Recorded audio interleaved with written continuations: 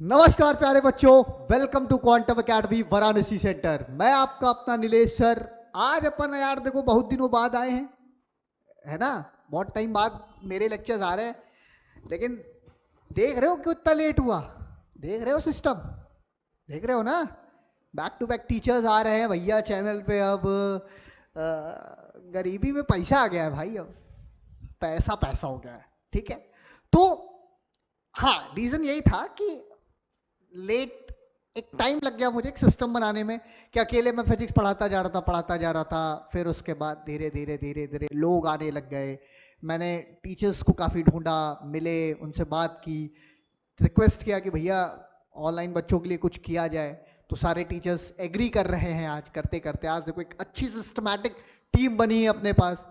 उसके बाद सारे टीचर्स का एक एक करके लेक्चर्स आप लोग को मिल ही रहा है, आप देख ही रहे हो, कोई दिक्कत भी नहीं है। और सारे बेस्ट टीचर्स हैं ऑनलाइन के, ऐसा नहीं है।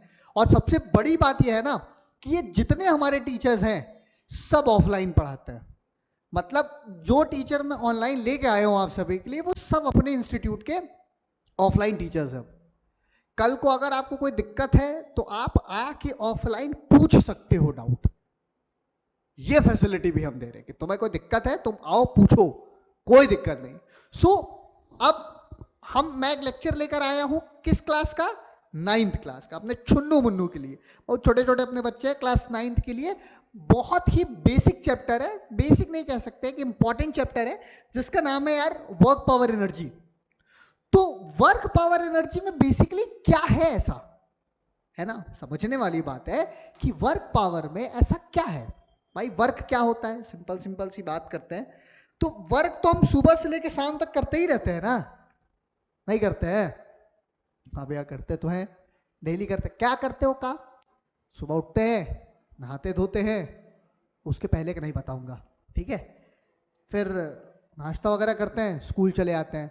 स्कूल जाने के बाद हम क्या करते हैं? स्कूल में पढ़ाई करते हैं। तो वर्क ही तो कर रहे हैं सुबह से लेकर शाम तक, है ना। अच्छा, अब जब वर्क कर रहे हैं तो उस वर्क में लगने वाली एनर्जी भी यूज हो रही है हमारे पास। बोलो हाँ या ना। जो हम काम कर रहे हैं सुबह से लेकर शाम तक, उसमें हमारी एनर्जी भी तो लग रही है कि नहीं लग रही है? लग रही है ना। तो एनर्जी के बारे में हम पढ़ेंगे। फिर उसके बाद क्या पढ़ेंगे? सर इस एनर्जी को लगाने में पावर भी तो यूज हो रहा है। अरे यार काला नहीं आया क्या? गजब हाल है, सफेद लेना तो काला ले लिए, तो पावर भी तो लगता है। तो और भी अगर हम कहें कि वर्क वो चीज है कि हम काम कर रहे हैं, ठीक है। एनर्जी वो है जो काम को करने में लग रही है, उसको हम एनर्जी कह रहे हैं, ठीक। पावर क्या है कि कितने दम से कर रहे हैं, कितनी एबिलिटी से कर रहे हैं। इस वर्क को हम कितनी एबिलिटी से कह रहे हैं, इस बात को जज कराता है हमारा पावर। अरे बोल भाई हाँ या ना, समझ में आया नहीं आया? पक्का? कोई कन्फ्यूजन? No confusion. किसी का कन्फ्यूज होगा कमेंट में हमको टेक्स्ट कर देगा। ओके, आई बात समझ में? चलो बहुत बढ़िया, आगे चले, एक एक करके धीरे धीरे पढ़ते हैं। तो पहला बच्चा जो अपन टॉपिक पढ़ेंगे वो हम किसके लिए पढ़ेंगे? वर्क के बारे में पढ़ेंगे। मैं तुम्हें 9th वालों एक बहुत मजे की बात बता दूं, हमारे 9th में जितने चैप्टर्स हैं सब आपको 11th में पढ़ना है। ऐसा कोई भी चैप्टर नहीं है 9th में जिसको आपको 11th में नहीं पढ़ना है। जो जो चैप्टर्स हमारे 9th में सब, मोशन पढ़ोगे काइनेमेटिक्स में, लॉज ऑफ मोशन पढ़ोगे, वर्क पावर एनर्जी पढ़ोगे, फ्लूइड पढ़ोगे, प्रेशर पढ़ोगे, और ग्रेविटेशन पढ़ोगे, साउंड भी पढ़ोगे। जितने चैप्टर्स आप अपने 9th में पढ़ के जा रहे हैं वो सबको सब आपको 11th में पढ़ना पड़ेगा। तो सबसे पहले हम किसके लिए बात करते हैं यार? वर्क की बात करते हैं। वर्क क्या होता है? तो आसान भाषा में मैं कहूं, द कैपेसिटी, नहीं नहीं, ये थोड़ी है, वो तो एनर्जी है, the capacity to do work. ठीक, सुन देख, वर्क क्या होता है बहुत सिंपल वे में समझाता हूं तुमको, मजा आ जाएगा।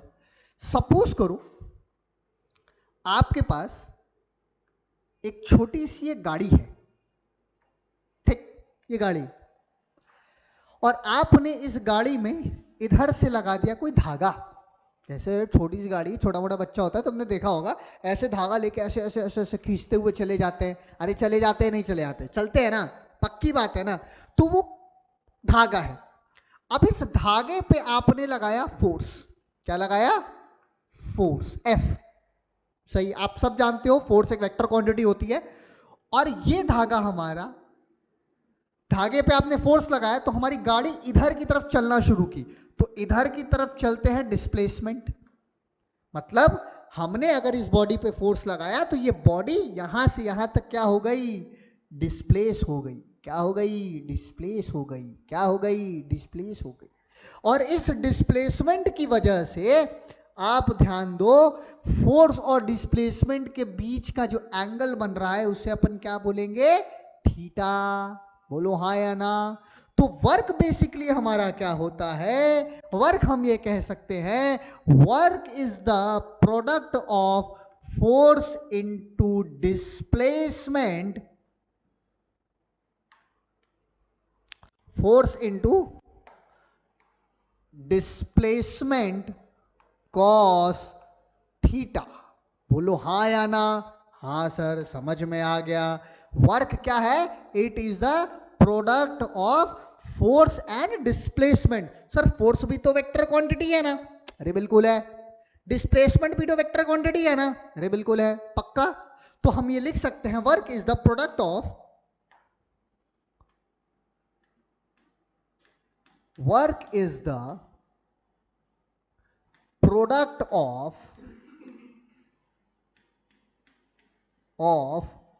फोर्स। अच्छा, फोर्स में मेरी बात ध्यान सुनो, फोर्स ही नहीं, इसको अप्लाइड फोर्स कहते हैं। Force and displacement.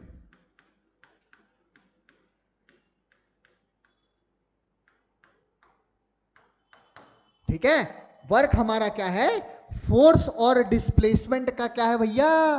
प्रोडक्ट है। सर ये बीचवा में मल्टीप्लाई है क्या? देखो अगर हम मजे की बात बताएं, तब तुम क्लास 9 में जाओ, अरे क्लास 11 में जाओगे ना, तो यहाँ पे पढ़ोगे, इसको मल्टीप्लाई नहीं कहते हैं, इसको डॉट प्रोडक्ट कहते हैं। इसको क्या कहते हैं? डॉट प्रोडक्ट कहते हैं। सर ये कुछ अलग होता है क्या मल्टीप्लाई से? हाँ, ये मल्टीप्लाई से अलग होता है थोड़ा सा। ठीक, समझ में आई? वेयर यहां पे जो हमारा थीटा है, what is theta? Theta is the angle between two vectors. Two vectors का मतलब क्या हो गया? फोर्स भी एक वेक्टर क्वांटिटी है, डिस्प्लेसमेंट भी एक वेक्टर क्वांटिटी है, तो थीटा किसके किसके बीच का एंगल है? फोर्स एंड डिस्प्लेसमेंट का। Theta is the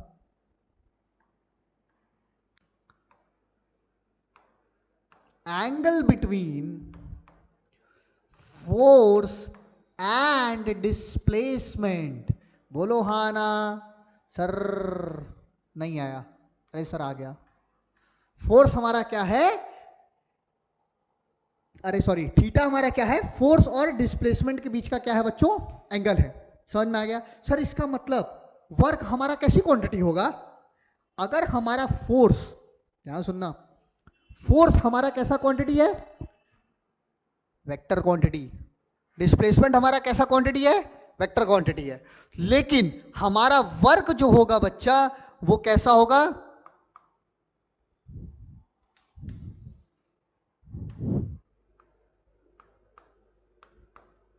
scalar quantity होगा।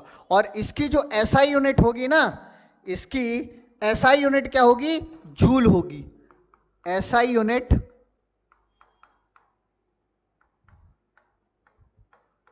एसआई यूनिट क्या होगी? जूल। अच्छा, इसी जूल को बच्चों हम लोग एक चीज और कहते हैं, जरा ध्यान से समझना। वर्क फोर्स की यूनिट क्या होती है? न्यूटन। इसकी कितनी होती है? मीटर।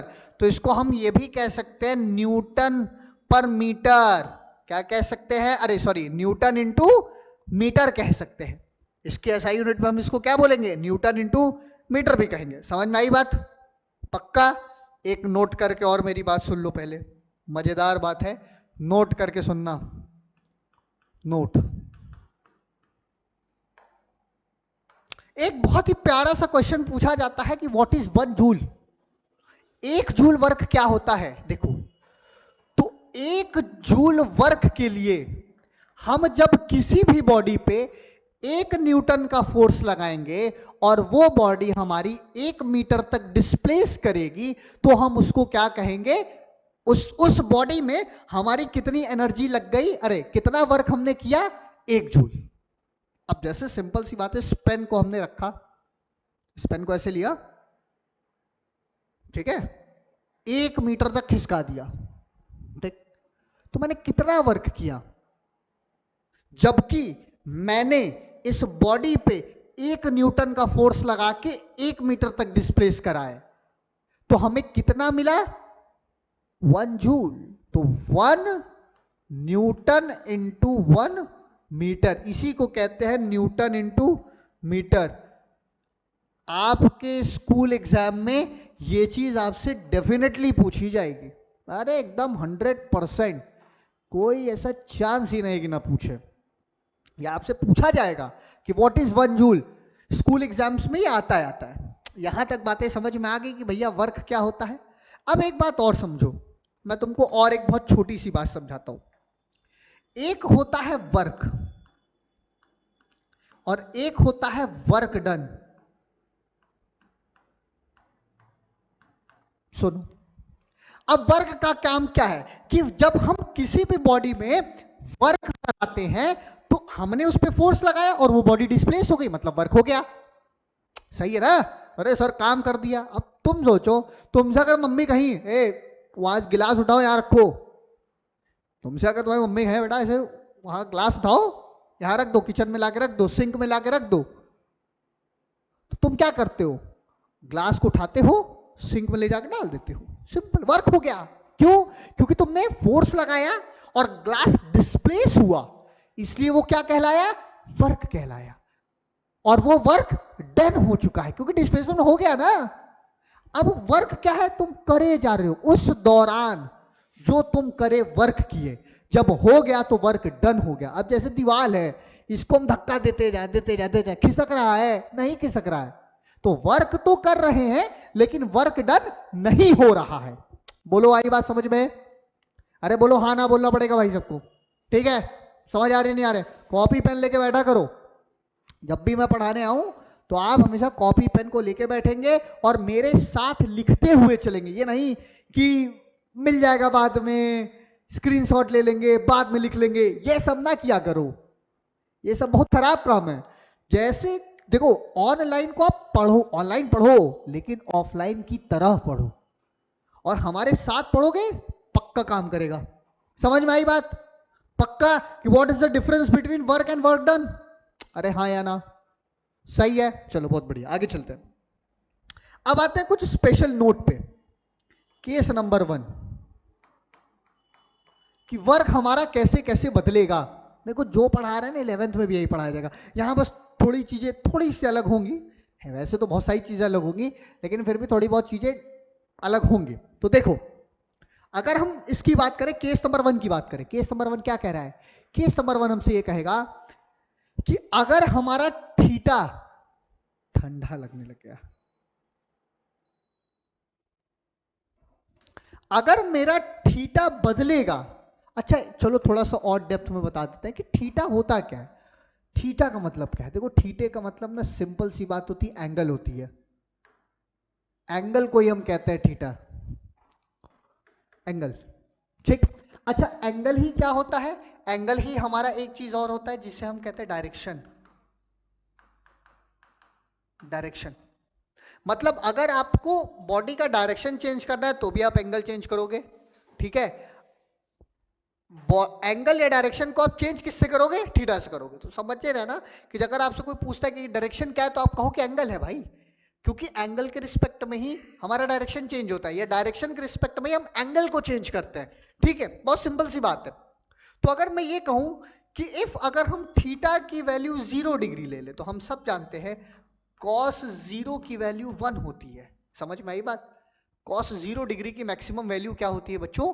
1 होती है। तो यहां पे रख देते हैं work is equal to F dot s into 1, ठीक। तो वर्क इज इक्वल टू क्या मिल गया? F S. इसको कहते हैं बच्चा मैक्सिमम वर्क। क्या कहते हैं? Maximum work. समझ में आई बात? इसको क्या कहेंगे? मैक्सिमम वर्क कहेंगे। बहुत ज्यादा काम हो रहा है, मतलब मैक्सिमम। क्या मिला? Force into displacement F S मिला। आगे चले, सही है, चलो। अगला केस अगर हम देखें यहां पे, नेक्स्ट केस नंबर 2, जू कहा। देखो, इफ अगर हम यहां पे थीटा की वैल्यू 90 डिग्री ले लें, तो सुनो बच्चों, cos 90 की वैल्यू जो होती है उसको हम 0 कहते हैं। तो हमारा cos 90 की वैल्यू हमें 0 मिलता है। तो सर क्या हुआ बे, सुनना ध्यान से मेरी बात। मान लीजिए अगर एक आदमी है हमारे पास कुली टाइप का, स्मार्ट सा कुली है, बेहतरीन, ठीक है। अगर ये जमीन पे मस्त एकदम खड़ा हुआ है, तो अगर इसने अपने सर पे बोझ रखा है, बोझा, इसने अपने सर पे कुछ मास ऐसे रखा है, तो ये बताइए क्या अकॉर्डिंग टू द फिजिक्स, भाई ये आदमी है जिसने अपने सर पे बोझ रखा है और सरफेस से 90 डिग्री का एंगल बना के ऐसे चल रहा है, समझ में आ रही है बात भाई। अब उसका डिस्प्लेसमेंट इधर की तरफ है, ठीक है, तो सरफेस से एंगल कितना बना रहा है, 90 डिग्री बना रहा है कि नहीं बना रहा है। तो अगर हम देखें तो work is equal to F dot s cos 90, तो work is equal to cos 90 की वैल्यू 0, तो एफ डॉट एस इंटू 0, तो वर्क डन बराबर इज ऑल्सो 0, हाँ या ना। ये देखो भाई, वर्क डन की वैल्यू और आपको क्या मिलने लग गई, 0। मतलब सर कूली को उन्हों काम में नहीं करता क्या, सोचने वाली बात है ये कि सर अगर मैं सर पे सामान लग के जा रहा हूं आगे, भाई मैंने इस मास के ऊपर अगर काम किया है तो ये कोई काम नहीं करता है, अकॉर्डिंग टू द फिजिक्स कोई काम नहीं करता, अकॉर्डिंग टू फिजिक्स कौनो काम नहीं करता। अब तुमको एक और बता दें, हम लोग देखा जाए तो ऑफिशियली सुबह से रात तक हम भी अकॉर्डिंग टू द फिजिक्स हम कोई काम नहीं करते। सर कैसे नहीं करते, सर इतना काम करते हैं, आप पैसा भी लेते हैं, ऑफलाइन बच्चों को पढ़ाते हैं, वे तो पैसा किस बात कर लेते हैं। सुनो मेरी बात, मैंने क्या बोला, अकॉर्डिंग टू द फिजिक्स ये बात बोली। मैंने किसके अकॉर्डिंग बोली, बनने फिजिक्स के अकॉर्डिंग। देखो सर कैसे कैसे नहीं कर सकते, सुनना मेरी बात ध्यान से, मुन्ना एकदम ध्यान सुनना, कि आप सुबह उठते हो अपने बेड पे, उठे सारा काम के, फिर रात को जाकर वहां सो गए, तो तुम्हारा नेट डिस्प्लेसमेंट क्या हुआ, 0 हुआ। अरे बोलो हाँ या ना, तुम्हारा जो डिस्प्लेसमेंट हुआ वो कितना हो गया, 0 हो गया कि नहीं हो गया। और जब तुम्हारा डिस्प्लेसमेंट 0 हो गया तो वर्क भी तो 0 ही हो गया ना। अरे हाँ सर ये बात तो हम कभी सोचे ही नहीं। देखा जाए तो हमारे घर वाले हमको रोज कहते हैं साला कोई काम नहीं करता, एक काम का नहीं है, पढ़ता नहीं लिखता नहीं, कोई काम का लड़का नहीं है। इसका मतलब घर वालों को फिजिक्स आती है क्या, मोस्ट प्रोबेबिलिटी आ भी सकती है घर वालों को फिजिक्स, लेकिन सही बात है। तो सर इसके लिए क्या करें, बेड को थोड़ा सा डिस्प्लेस कर दो, 1 इंची खिसका दो, आधा इंची खिसका दो, तुम्हारा भी काम हो गया, वर्क डन भी हो गया। वर्क हुआ, वर्क डन नहीं होगा।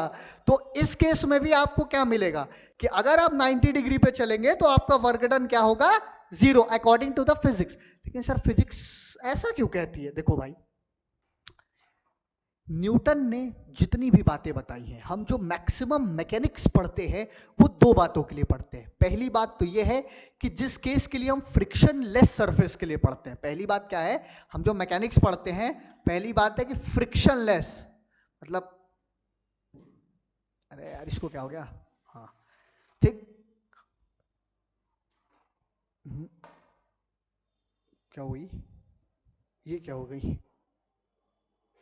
हाँ सही है। देखो मतलब किसके लिए पढ़ते हैं, जहां म्यू की वैल्यू क्या होगी, 0, फ्रिक्शन की वैल्यू क्या हो जाएगी, 0, ठीक है। फ्रिक्शन लेस सरफेस और वैक्यूम स्टेट के लिए पढ़ते हैं, वैक्यूम के लिए। तो जब फ्रिक्शन 0 रहेगा तो ये आदमी वैसे भी नहीं चल पाएगा, जब चल ही नहीं पाएगा तो वर्क डन तो वैसे भी 0 हो गया ना, बोलो हाँ या ना, 90 डिग्री पे करके देखो 0, ठीक, समझ में आई बात। तो इस बात को भी आप बहुत ध्यान से समझ लो कि हमको जो फिजिक्स पढ़ाई जाती है वो 2 केसेस के लिए पढ़ाई जाती है, कि पहले केस में हमारा फ्रिक्शन की वैल्यू क्या होगा, 0 होगा। दूसरी बात, फ्रिक्शन जीरो रख के हमको पढ़ाया जाता है, friction less surface. Sir friction should be zero, friction less body के लिए हम पढ़ते हैं। दूसरी बात किसके लिए पढ़ते हैं?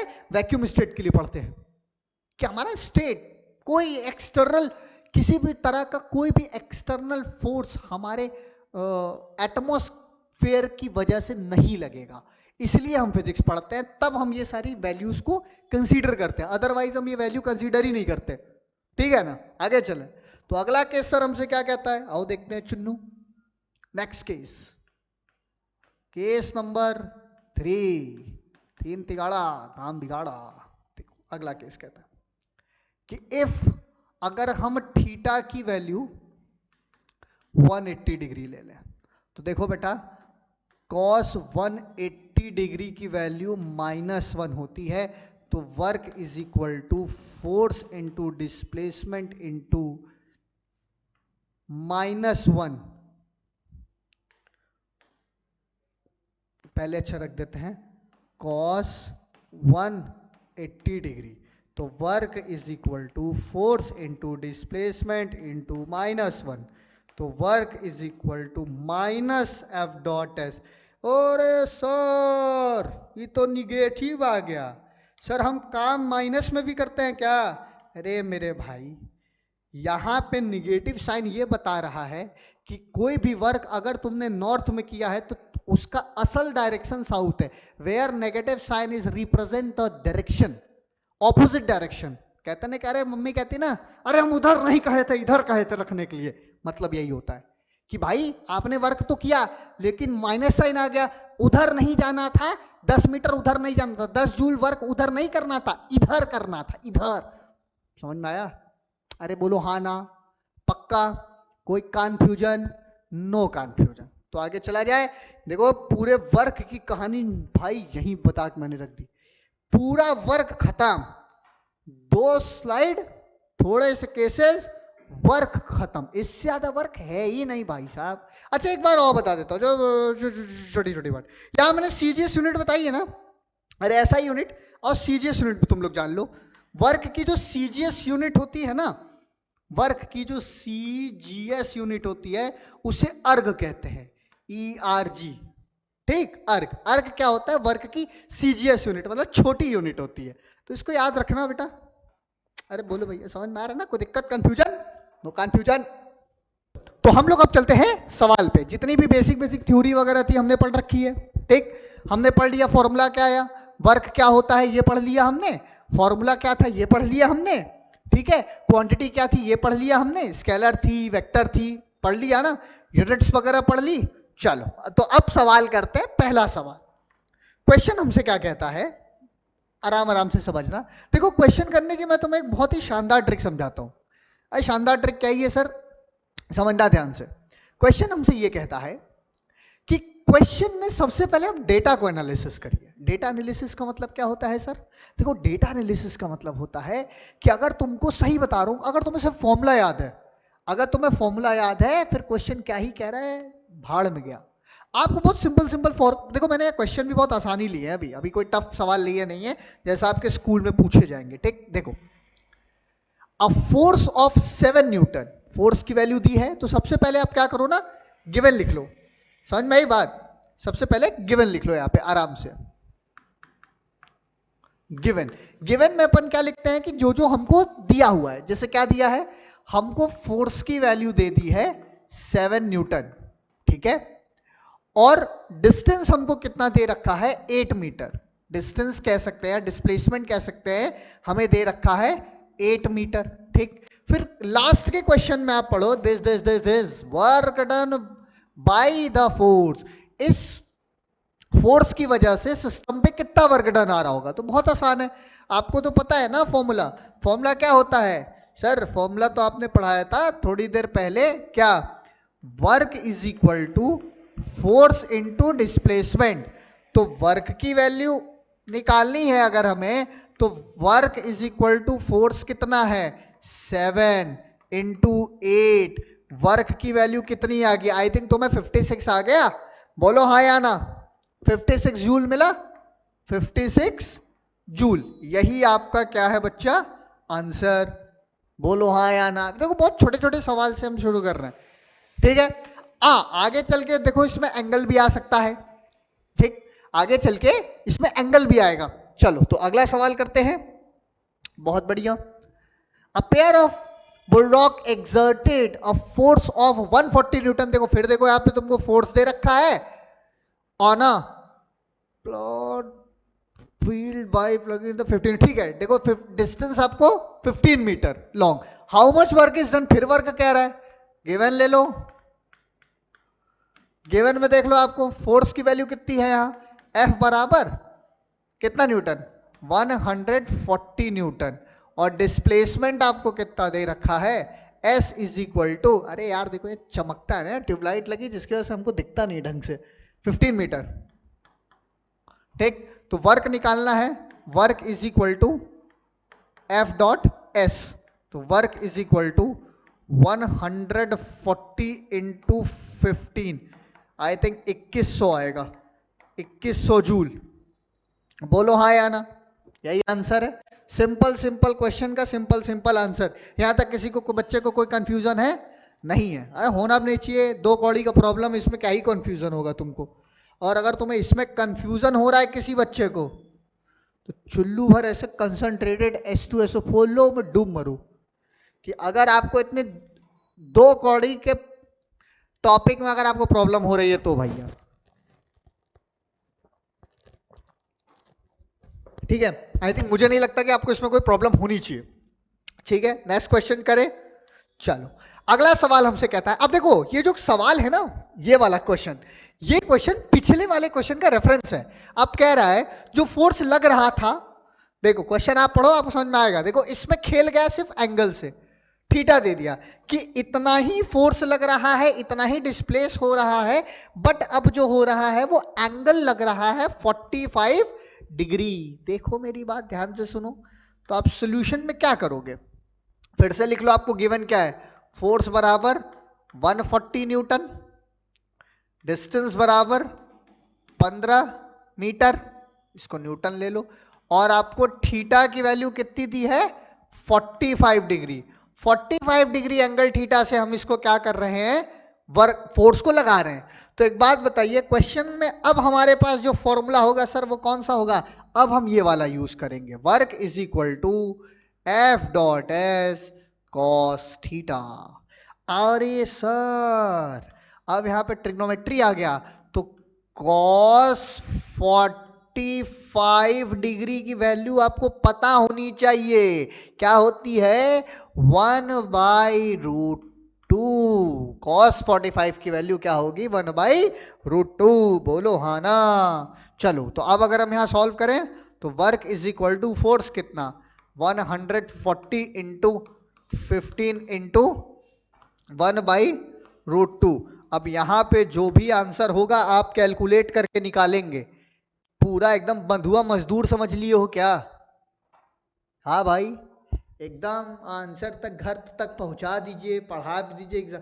इतना कैलकुलेशन तो खुद करो, आंसर खुद निकालोगे तुम लोग, ठीक है। लास्ट स्टेप है यार, मल्टीप्लाई करो, √2 की वैल्यू रख के डिवाइड करो, ठीक है। चलो आगे चले, अगला सवाल। A block of mass is 2 kg। A block of mass कितना दे रखा है, 2 kg, स्लाइड हो रहा है कितने एंगल से, यार 60 डिग्री। सर क्या हो रहा है, ये आपको मास की वैल्यू दे दिया है सर, क्वेश्चन में मास दे दिया, मास। देखो अब सुनो, अगर आपको मास दिया है और क्या दे रखा है भैया, ये देखो थीटा की वैल्यू दे रखी है, तो find the work done by the force of gravity as the block slide through 1 metre. अरे सर डिस्टेंस भी तो दिया है, 1 मीटर डिस्प्लेस भी कर रहा है, ठीक है। तो मतलब एक इंक्लाइन प्लेन हो सकता है। अच्छा, और वो इंक्लाइन प्लेन कैसा होगा, मान लेते कुछ ऐसा होगा। और अगर इस इंक्लाइन प्लेन पे हमारे पास एक ब्लॉक अगर ऐसे रखा है, मान लेते हैं जिसका मास m है, वो इधर की तरफ फोर्स लगाया गया, और इधर ये जो आपके पास बच्चा डिस्टेंस दे रखी है, ये डिस्टेंस आपको दे रखी डिस्प्लेस की 1 मीटर। नहीं समझे तुम,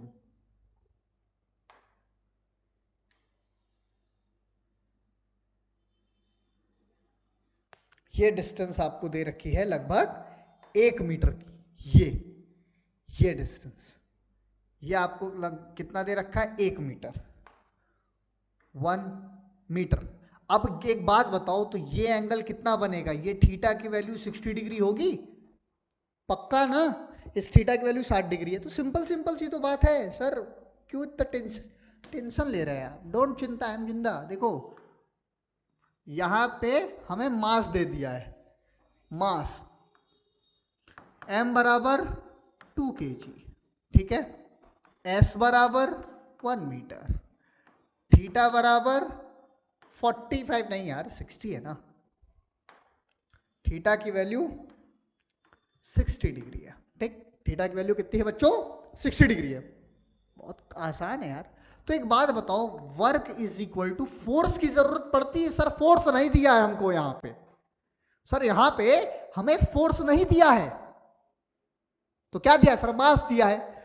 अरे गधों, ये देखो एक्सेलरेशन ड्यू टू ग्रेविटी भी तो दे रखी है। तुमको तो एक बात पता है ना, तुम लोगों को गधोड़ों को एक छोटी सी बात पता है ना कि F बराबर ma होता है, तो F बराबर s को g से अगर हम रिप्लेस कर दें due to acceleration due to gravity, तो F बराबर क्या हो जाएगा? mg हो गया। तो फोर्स की जगह आप ये रख सकते हैं, बोलिए मेरे बच्चों। चलिए बिल्कुल रखते हैं। तो फोर्स की जगह क्या रखेंगे? W बराबर mgs cos थीटा। अरे सर ये तो आ गया, बहुत आसान। तो work is equal to mg की वैल्यू कितनी? m की वैल्यू है 2 इंटू g की वैल्यू असल में 9.8 होती है, लेकिन हम लेंगे किसको? 10 को लेंगे, क्योंकि क्वेश्चन क्या रखा है?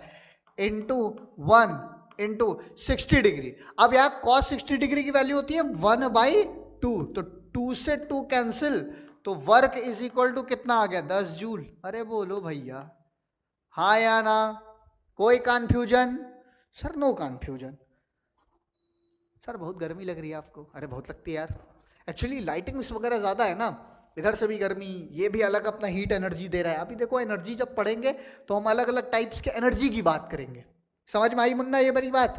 आगे चले, चलो एनर्जी की बात आ ही गई, ठीक है। बात किसकी आ गई? एनर्जी की आ गई। तो अब जानते हैं कि हमारे पास एनर्जी क्या होता है।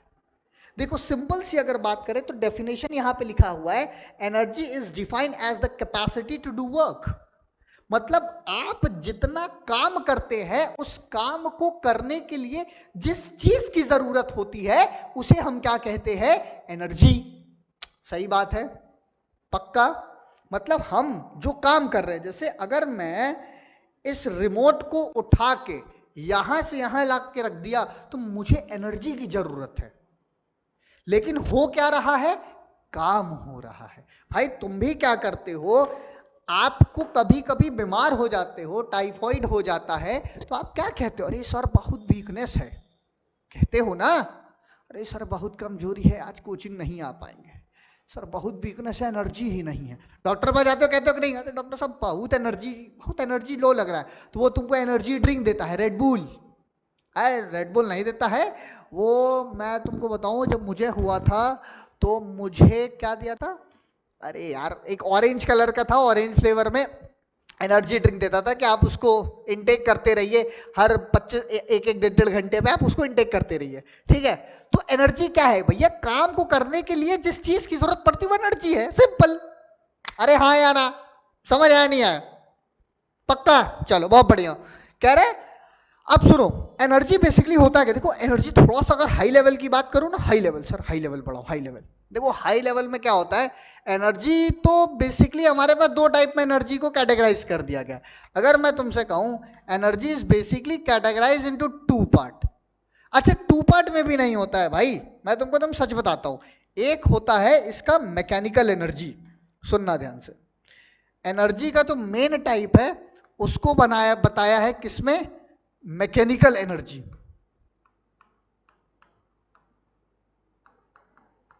मैकेनिकल। अब इस मैकेनिकल एनर्जी के ना भैया दो दो पार्ट बताए गए हमको। क्या क्या बताए गए? देखो एक हमको बताया गया, मैकेनिकल का बता रहा हूं, मैकेनिकल एनर्जी को दो एनर्जी में कन्वर्ट किया गया कि भैया मैकेनिकल के दो पार्ट है, एक है हमारा काइनेटिक एनर्जी, काइनेटिक एनर्जी, दूसरा हमें बताया गया पोटेंशियल एनर्जी। क्या बताया गया? Potential energy.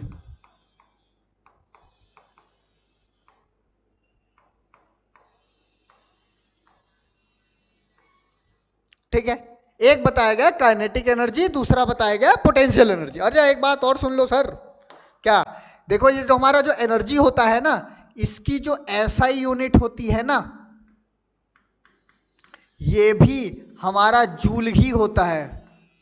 क्या होता है? जूल। मतलब एनर्जी और वर्क की जो यूनिट होती है बच्चों, वो सेम होती है। समझ में आया? अरे आया नहीं आया? अरे आएगा, बहुत आराम आराम से पढ़ा करो एकदम। और पहली बात बताते हैं तुम लोग ना, ये स्क्रीनशॉट वाला नाटक हटाओ, स्क्रीनशॉट लेके मत पढ़ा करो। आप क्या क्या करो, बढ़िया अच्छे से वो रखा करो अपने पास, कॉपी और पेन। कॉपी पेन रहेगा ना तो मेरे साथ पढ़ते चलता करो, लिखते चला करो, इससे ज्यादा स्कूल स्कूल में आएगा नहीं तुम्हारे। हाँ, अब तुमको थोड़ा हाई लेवल पढ़ना है तो जितने इससे रिलेटेड, जैसे एनटीएससी में क्वेश्चंस पूछे गए हैं, ओलंपियाड्स में क्वेश्चन पूछे जाते हैं, अब इससे थोड़ा सा 11th लेवल पे सवाल बनते हैं, ठीक, तो उसकी मैं क्वेश्चन की सीरीज बना के डाल दूंगा। मतलब 30-35 प्रॉब्लम एकदम बढ़िया से सॉल्व करूंगा यहाँ पे। ठीक है, तो वो प्रॉब्लम आपको कोई भी एग्जाम दो, चाहे कोई एंट्रेंस एग्जाम दोगे, जैसे जनरली 9th का बच्चा जब 10th में जाता है, तो 10th के बाद अब मैंने जहां तक देखा है भाई हमारे यूपी में, यहाँ केंद्रीय विद्यालय का एग्जाम दिया जाता है 11th के एडमिशन के लिए, नवोदय विद्यालय का एग्जाम्स दिया जाता है, तो उसके एंट्रेंसेस में आपको ये क्वेश्चंस बहुत हेल्प करेंगे। ठीक, तो स्कूल के लिए तो कर ही रहे, समझ आई बात? पढ़ते रहना बाबा हमसे, डोंट चिंता। देखो बहुत मेहनत से, बहुत अच्छे तरीके से हम ढूंढ ढूंढ के एक एक चुन चुन के तुम लोग के लिए टीचर लेकर आया हूं, चुन चुन के एकदम बड़ी मेहनत से ढूंढा है मैंने टीचर्स को भाई, बहुत मेहनत से। शैलेंद्र सर देखो, मैथ्स आप लोग को देख रहे हैं, आप बेहतरीन टीचर है, आईआईटी कानपुर से उनको लेकर आया। निखिल सर देखिए कितने बेहतरीन केमिस्ट्री के टीचर हैं, ठीक है, उनको मैंने बीएचयू से लाया भाई। देखो और सबसे बड़ी की बात, ये सारे के सारे ऑफलाइन में पढ़ा रहे हैं, मतलब ऐसा नहीं है कि सब ऑनलाइन में ही है, सब ऑफलाइन में भी धुआं धुआं मचा के रखे हैं। तंशुक सर भैया वो तो डॉक्टर है, तंशुक सर आपके बायो वाले, ही इज अ डॉक्टर, वो भी बीएचयू से ही है। ठीक है, हम ही एक गरीब आदमी है, हम ही है बस काम चलाऊ, थोड़ा बहुत आता है, पढ़ा वढ़ा देते हैं। ठीक है, तो बस इसी तरह पढ़ते रहिए, आगे चले। तो हमने एनर्जी के बारे में बता दिया। अब पहली बात तो एक बात जान लो कि होता क्या है, सुन लो। काइनेटिक एनर्जी क्या है? काइनेटिक एनर्जी कैसी एनर्जी है मुन्ना, सुनना, ठीक, काइनेटिक एनर्जी एक ऐसी एनर्जी है जो किसी भी बॉडी के मोशन की वजह से आती है। अगर मुझे बॉडी के अंदर मैंने मोशन डेवलप कर दिया, ठीक है, तो उस बॉडी के अंदर कौन सी एनर्जी आ गई? काइनेटिक एनर्जी आ गई। ठीक, समझ में आई बात? इसका फॉर्मूला भी होता है एक छोटा सा, जिसको हम कहते हैं के ई, काइनेटिक एनर्जी बराबर हाफ एम वी स्क्वायर। अरे अभी आगे चलोगे ना, तो अभी मैं जब काइनेटिक एनर्जी पढ़ाऊंगा तो मैं उसमें आप लोगों को बताऊंगा कि काइनेटिक एनर्जी का फॉर्मूला कैसे आया, प्रूफ करेंगे। पोटेंशियल एनर्जी हमारा बच्चा क्या होता है? पोटेंशियल एनर्जी जिसमें एक्सेलरेशन ड्यू टू ग्रेविटी की बात हो, जैसे ये पकड़ा ऐसे छोड़ दिया, नीचे गिरा, अबे मैंने कोई फोर्स तो नहीं लगाया ना नीचे लगाने के लिए, क्या मैंने इसको एक्सटर्नल एनर्जी दी? क्या नहीं दी ना, बस मैंने इसे ऐसे पकड़ा, ऐसे छोड़ दिया। तो जैसे ही मैंने इसको छोड़ा है तो धरती माता की वजह से, एक्सेलरेशन की वजह से ये नीचे की तरफ आया ना, तो इसमें जो एनर्जी का यूज हुआ वो कौन सी एनर्जी हुई? Potential energy. तो potential energy is equal to M G H. बोलो हाँ या ना? अरे सर ये तो वर्क ही है। अगर पिछले वाले क्वेश्चन में हम डिस्टेंस मीट ऐसे ना पढ़ के हाइट पढ़ रहे होते तो ये जो आंसर आता वो क्या पोटेंशियल एनर्जी आता? और क्या यार, वो पोटेंशियल एनर्जी तो आती। अरे सर खेल गए, अरे और क्या खेलेंगे, छोटा छोटा टॉपिक है, 9-10 में पढ़ाना कितना रहता है। चले आगे, चलो ये छोटा सा नोट है बच्चा, पढ़ो रखो अपना। देख लो यहां पे मैंने एकदम साफ साफ बता रखा है कि एनर्जी और वर्क की जो एसआई यूनिट होती है वो सेम होती है। एक बात और, इनकी जो सीजीएस यूनिट होती है, याद रखना, चुन्नूलाल याद रखना कि इनकी जो CGS यूनिट होती है वो होती है अर्ग, ERG। तो एक बार मैं तुम लोग को बहुत मस्त सी बात बता देता हूं कि 1 जूल में 10⁻7 अर्ग होता है। याद रखना, बहुत बेहतरीन सी बात बता रहा हूं। अच्छा, इसको तुम चाहो तो एज अ हेडिंग भी लिख सकते हो, रिलेशन बिटवीन जूल एंड अर्ग। ठीक है बच्चों, इसको तुम ले लो, हेडिंग ले लो, रिलेशन बिटवीन जूल एंड अर्ग। देख, इसको तुम रिलेशन बिटवीन जूल एंड अर्ग के टर्म्स में भी ले सकते हो, और यही रिलेशन आता है कि 1 जूल में 10⁻7 अर्ग होते हैं। बोलो हाँ या ना, समझ में आई बात? पक्का? चल, बहुत बढ़िया, आगे चलते हैं। अब आता है हमारा टाइप्स ऑफ एनर्जी पढ़ते हैं, छोटी छोटी जो हमारी एनर्जीज हैं। जैसे कि हम पहले एनर्जी की बात करेंगे, heat energy. What is heat energy sir? अरे सर, गर्मी, अभी ठंडी आ रही है, अब जैसे देखो हमको ठंडा लगने लग गया, ठीक, अब हमने एसी बंद कर दिया। अब अगर मैंने एसी को बंद कर दिया, अब मुझे हीट एनर्जी चाहिए। क्यों? क्योंकि मुझे ठंड लग रही है। जैसे आपको ठंडी वंडी आती है तो आप क्या करते हो? आग जलाते हो, आग सेकते हो। तो वो किसकी वजह से भाई? Heat energy. आप जो गर्माहट लेते हो वो एनर्जी कौन सी है? हीट एनर्जी कहते हैं उसको। बोलो बात आई समझ में? कोई कंफ्यूजन? No confusion. देखो आग वाग जल रहा है भाई, बढ़िया, एकदम गर्म लग रहा है। चल, अगली एनर्जी हमारी केमिकल एनर्जी। केमिकल एनर्जी क्या है बच्चा? The energy which is stored bond of a chemical compound molecule and atom. समझ आई बात? सिंपल है, माचिस और चीज जलाते हो काहे लिए? और देखो केमिकल एनर्जी, तुमने केमिकल प्लांट्स देखे होंगे, जो सर्फ बनता है, साबुन बनता है, ये सब केमिकल से ही तो मिलके बनते हैं। तो इनमें जो जिस एनर्जी का यूज होता है वो कैसा एनर्जी होगा भाई? This is called chemical energy. आगे चले तो छोटी छोटी बातें हैं, सब बच्चा जानता है। लाइट एनर्जी क्या होता है? थोड़ा सा तुम लोग को इस पर डिटेल बताते हैं लाइट एनर्जी के बारे में। देखिए लाइट असलियत में क्या है, हम तुमको थोड़ा सा अंदर की बात बताते हैं डिटेल में कि लाइट क्या होता है। सबसे पहले तो देखो, असलियत में लोग कहते हैं light is the form of energy, light is the form of energy. ठीक है, बिल्कुल सही बात है कि light is the form of energy. Light देखो वो एनर्जी का फॉर्म है, लेकिन उसका पर्सनल खुद का भी तो कुछ अस्तित्व होगा, उसकी खुद की तो कुछ पर्सनल प्रेजेंस होगी ना कि एक्चुअली में लाइट क्या है। भाई एनर्जी का तो टाइप हूं, ऐसे तो साउंड भी है, sound is the form of energy, heat is the form of energy, light is the form of energy. तो क्या लाइट, साउंड और हीट तीनों एक ही चीज है क्या? सोचने वाली बात है ना। अब तुम साउंड की डेफिनेशन की तरफ जाओ तो पर्टिकुलरली साउंड का डेफिनेशन क्या कहता है कि sound is the form of energy which create the sensation in our ears. हमारे कान में वाइब्रेशन एंड सेंसेशन पैदा करता है, जिसको हम सुनते हैं, वो क्या है? साउंड है। उसी तरह लाइट, सच में अगर मैं तुमको बताऊं तो लाइट क्या है? इट इज द कॉम्बिनेशन, इसको हम कहते हैं ईएम वेव, इलेक्ट्रो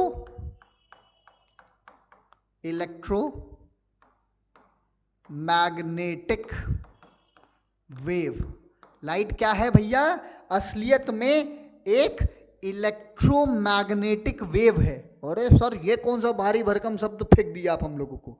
सर हम लोग 9th वाले हैं। अरे डोंट चिंता, सब पढ़ाऊंगा, एकदम चिंता मत करो। देखो इलेक्ट्रोमैग्नेटिक वेव का मतलब क्या होता है? असलियत में जो हमारा लाइट होता है ना बेटा, लाइट हमारा दो नेचर का होता है। सर कैसा दो नेचर? सुनो, एक होता है पार्टिकल नेचर,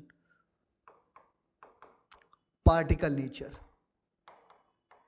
दूसरा सर कौन सा होता है? दूसरा होता है वेव नेचर, वेव।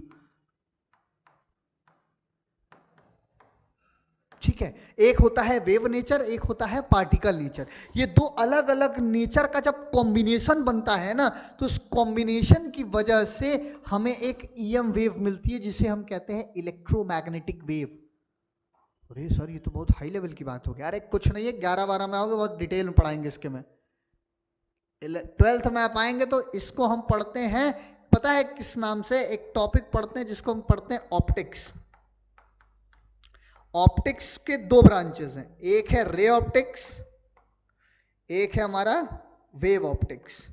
तो इसमें पार्टिकल नेचर की बात करेंगे और इसमें वेव नेचर की लाइट की बात करेंगे। ठीक है, उसमें पार्टिकल नेचर और इसमें वेव नेचर की बात करेंगे। किसके? लाइट के। देखो लाइट ना भाई, देखो दो दो नेचर है भाई एकदम, जो डुअल नेचर, इसीलिए कहा जाता है कई कई बड़ी अच्छी अच्छी किताबों में 12th में कहा गया, और किसी एग्जाम में पूछता है लाइट का एक्चुअल नेचर क्या है, तो आप कहोगे लाइट हमारा डुअल नेचर है। लाइट असल में कैसा नेचर है? डुअल नेचर है, जो पार्टिकल नेचर भी है और वेव नेचर भी है। सर थोड़ा सा क्यूरियोसिटी हो रहा है, और बताएंगे? नहीं बताएंगे, बिल्कुल नहीं बताएंगे। 9th में हो इतना जान लो बस, ठीक है? नहीं तो तुम जाओगे 10th वालों, अपने स्कूल के 10th वालों में जाके स्टाइल मारोगे तुम, हमको भरोसा है तुम पे। चलो आगे चलो, बस नहीं बताऊंगा। देखो नेक्स्ट है बच्चा हमारा electrical energy. What is electrical energy? Electrical energy हमारी क्या है भाई? देखो बैटरी में जिस टाइप की हमारी एनर्जी है, या जितने भी हम एनर्जी से हमारे इलेक्ट्रिकल अप्लायंसेस को यूज करते हैं, जलाते हैं, लाइट जलाते हैं, पंखा चलाते हैं, टीवी चलाते हैं, एसी चलाते हैं, पैनल चलाते हैं, कुछ भी चलाते हैं, ये सब कैसी एनर्जी है? इलेक्ट्रिकल एनर्जी की वजह से है। ठीक है, चलो आगे चलें। अब नेक्स्ट है बच्चा हमारा nuclear energy. What is nuclear energy? देखो न्यूक्लियर एनर्जी ना बहुत ही खतरनाक एनर्जी है, मैं तुमको सही बताता हूं। न्यूक्लियर एनर्जी जो है बहुत ही खतरनाक एनर्जी है। सर खतरनाक एनर्जी बोले तो? देखो खतरनाक एनर्जी बोले तो कि तुमने सुना होगा जितने भी न्यूक्लियर बॉम्ब वगैरह ये सब चीजें बनती है वो किसकी? न्यूक्लियर एनर्जीज बनती हैं। बड़े बड़े पावर प्लांट्स लगे रहते हैं इसके, ठीक है, और इसमें न्यूक्लियर रिएक्शंस होते हैं। अच्छा जब हम आप 10th में आएंगे तो आप ये चैप्टर पढ़ेंगे सोर्स ऑफ एनर्जी में, उसमें थोड़ा सा टॉपिक है न्यूक्लियर एनर्जी के बारे में, जिसमें हम थोड़ा डिटेल वहां बात करेंगे। यहाँ पे आपका एक सिंपल सी बात है। और न्यूक्लियर न्यूक्लियस मतलब न्यूक्लियस होता है भाई, न्यूक्लियस का मतलब एटम का वो सेंटर पार्ट, ठीक है। अब किसी पे न्यूक्लियस में आपको क्या क्या मिलेगा? इलेक्ट्रॉन मिलेगा, प्रोटॉन मिलेगा, न्यूट्रॉन मिलेगा, है ना। जो न्यूक्लियस के अंदर एटम आप जानते हो ना, न्यूक्लियस के अंदर न्यूट्रॉन और प्रोटॉन रहते हैं, इलेक्ट्रॉन हमारा यहाँ ऑर्बिट पे सर्कुलर मोशन करता रहता है, करता रहता है, करता रहता है। तो जो एनर्जी होगी न्यूक्लियस की वो कैसी होगी? न्यूक्लियर एनर्जी होती है। सेंटर, जैसे आपके पेट के नेवल में जो एनर्जी डेवलप हो रही है, आपके बॉडी का सेंटर वही है ना, आपका नेवल है ना, तो वहां जो न्यूक्लियर एनर्जी वो सेंटर एनर्जी है आपकी बॉडी का। उसी तरह हमारा ये न्यूक्लियर एनर्जी है। ठीक, चलो आगे चलते हैं। अब आते हैं बाबा हम किसके ऊपर? इसके ऊपर। हमारा जो नेक्स्ट टॉपिक है वो है मैकेनिकल एनर्जी। अरे सर अभी अभी तो पढ़ाए थे, वही है क्या? Same, don't change. कि हम ये कह सकते हैं कि हमारा जो मैकेनिकल एनर्जी होता है, mechanical energy is equal to sum of kinetic energy and potential energy. जब आप काइनेटिक एनर्जी और पोटेंशियल एनर्जी को जोड़ देते हैं तो जिस एनर्जी की प्राप्ति होती है उसको हम क्या कहते हैं? मैकेनिकल एनर्जी भी कहते हैं, या हम कभी कभी उसे बच्चों टोटल एनर्जी भी कहते हैं। ठीक है, उसको हम क्या कहते हैं? टोटल एनर्जी भी कहते हैं। बोलो बात आई समझ में? हाँ सर सुनो, अब देखो यहां पे होता क्या है। अब ये बेचारा गाड़ी है, देखो ऊपर की तरफ चल रहा है, जब ये ऊपर की तरफ जाएगा इसके अंदर वेलोसिटी भी होगी।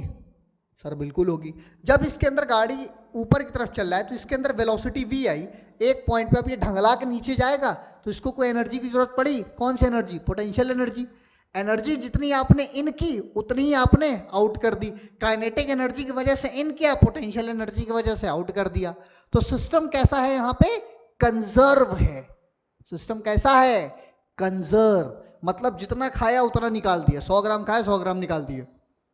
समझ आई बात? तो इसको हम कहते हैं सिस्टम हमारा कैसा? कंजर्व। क्यों? क्योंकि energy neither create not destroy है ना भाई। एनर्जी की डेफिनेशन क्या है?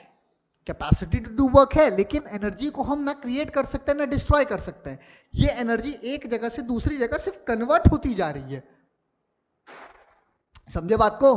अरे मैं तुमको एक मजे की बात बताऊं, तो जैसे कि हम बोल रहे हैं, ठीक है, मैंने कुछ बोला हेलो, तो ये जो हेलो मैंने बोला है, अब तो तुम्हें नहीं सुनाई दे रहा होगा, लेकिन अगर साउंड एनर्जी का फॉर्म है तो वो कहीं ना कहीं तो इस ब्रह्मांड में होगा ही ना।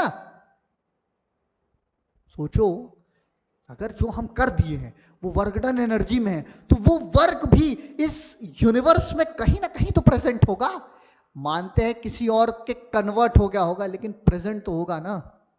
तो सोच लो आप, जो बच्चा या जो करते हो, जो कर्म है आपके, वॉट एवर यू डू, जो भी आप करते हो, सब यही है भाई साहब। तो कहते हैं ना, स्वर्ग अलग है नर्क अलग है, कुछ नहीं है, सब यही है। सब एनर्जी का खेल है। आपने पॉजिटिव एनर्जी दी है तो आपको पॉजिटिव एनर्जी मिलेगी, आपने नेगेटिव एनर्जी दी है तो आपको नेगेटिव एनर्जी मिलेगी। तो कहते हैं ना, जो जैसा करता है वैसा मिलता है। ये सब कुछ कहने वाली वाली बात ही सब फिजिक्स है, समझो? क्या है? सब फिजिक्स है।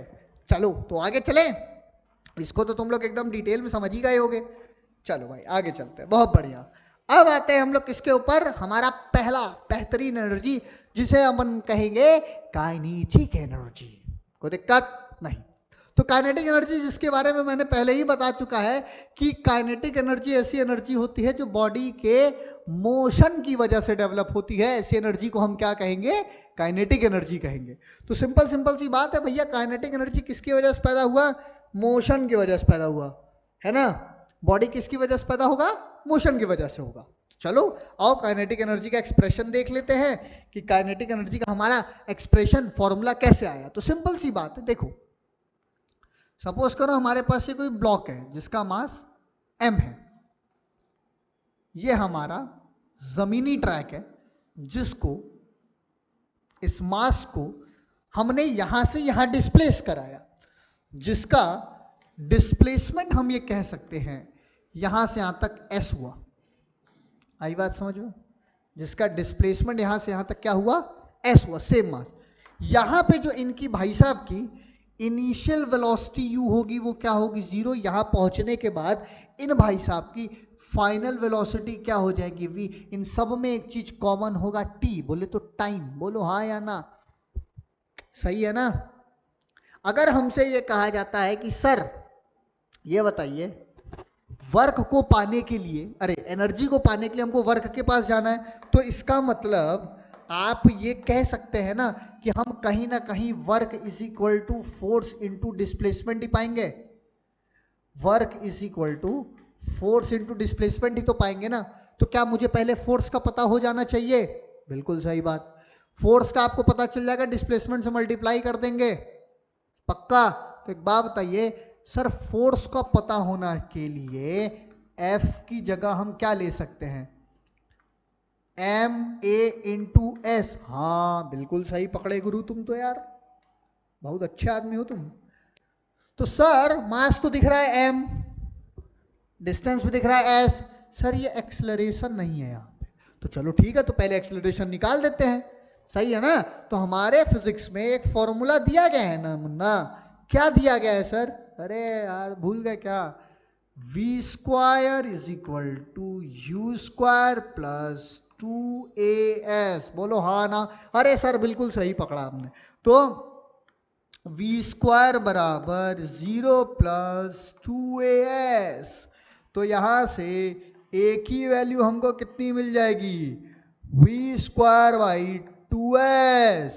अरे सर आ गया एक्सेलरेशन। तो सर हमें एक्सेलरेशन की वैल्यू मिल गई है, और हमें एक्सेलरेशन की वैल्यू अगर मिल गई है मुन्ना, तो हम क्या करेंगे? ध्यान से सुनना, ये सीधा है ना? हाँ ठीक। देखो अगर मुझे एक्सेलरेशन की वैल्यू मिल गई है तो उठा के यहीं पे रख देंगे। तो वर्क इज इक्वल टू क्या था? M a m into a की जगह क्या रख देंगे? V square by 2s into s. अरे सर एक एस से एक एस कैंसिल, एक एस से एक एस कैंसिल, तो क्या मिल गया? Work is equal to m v square by 2। Sir इसी को काइनेटिक एनर्जी कहते हैं क्या? काइनेटिक एनर्जी बराबर हाफ एम वी स्क्वायर। अरे सर आप तो क्या ही बता दिए, क्या ही खतरनाक खेल बताया है आपने। मजा आ गया, मजा आया नहीं आया? बोलो भाई, एकदम सही बात। आ गया काइनेटिक एनर्जी का formula half m v square कि नहीं आया? बोलो। अब देखो एक बात हमेशा ध्यान रख लेना, काइनेटिक एनर्जी जो होती है हमेशा क्या होगी, पॉजिटिव होगी, क्योंकि कभी भी काइनेटिक एनर्जी निगेटिव नहीं हो सकता है, समझ लेना। तो हम ये लिख लेते हैं, काइनेटिक एनर्जी इज, इतना हम क्यों लिखेंगे, काइनेटिक एनर्जी क्या होगा, हमेशा पॉजिटिव होगा, निगेटिव नहीं होगा, क्योंकि मास निगेटिव नहीं हो सकता, वेलोसिटी का स्क्वायर कभी भी निगेटिव नहीं हो सकता, इसलिए हमारा काइनेटिक एनर्जी भी कभी निगेटिव नहीं हो सकता। बोलो हाँ या ना, आई बात समझ में? कोई कंफ्यूजन किसी बच्चा को नहीं ना? या उतार लो, एकदम छाप लो अच्छे से, स्क्रीनशॉट नहीं लेना कोई लोग, अच्छे से छापो, ठीक है? चलो सही है, जो भी अभी मैंने पीछे बताया, काइनेटिक एनर्जी निगेटिव नहीं हो सकता, वही बात है यहाँ पे, ठीक? चलो आगे चले। नेक्स्ट हमसे क्या कह रहा है, रिलेशन बताइए काइनेटिक एनर्जी और लीनियर मोमेंटम के बीच में। क्या आपको बताना है? Relation between kinetic energy and linear momentum. अरे लीनियर मोमेंटम के बारे में तुम लोग जानते हो कि नहीं? क्या है? P is equal to m v, यही हमारा लीनियर मोमेंटम होता है। और हमारी काइनेटिक एनर्जी क्या होती है? हाफ एम वी स्क्वायर होती है। तो सुनो, अगर इसको काइनेटिक एनर्जी के टर्म में ले आए, इधर एम वी तो स्क्वायर कर दे, तब दोनों साइड हम बोथ साइड हम क्या कर दें, स्क्वायर कर दें, तो क्या मिल जाएगा? पी स्क्वायर बराबर m square v square. Sir थोड़ा थोड़ा तो दिख गया, और इसको कैसे काइनेटिक एनर्जी में ला सकते हैं बताओ? आप क्या करो, हाफ से मल्टीप्लाई करके स्क्वायर, दोनों तरफ क्या कर रहे हैं, हाफ हाफ से मल्टीप्लाई कर देंगे ना, तो हाफ एम वी, हाफ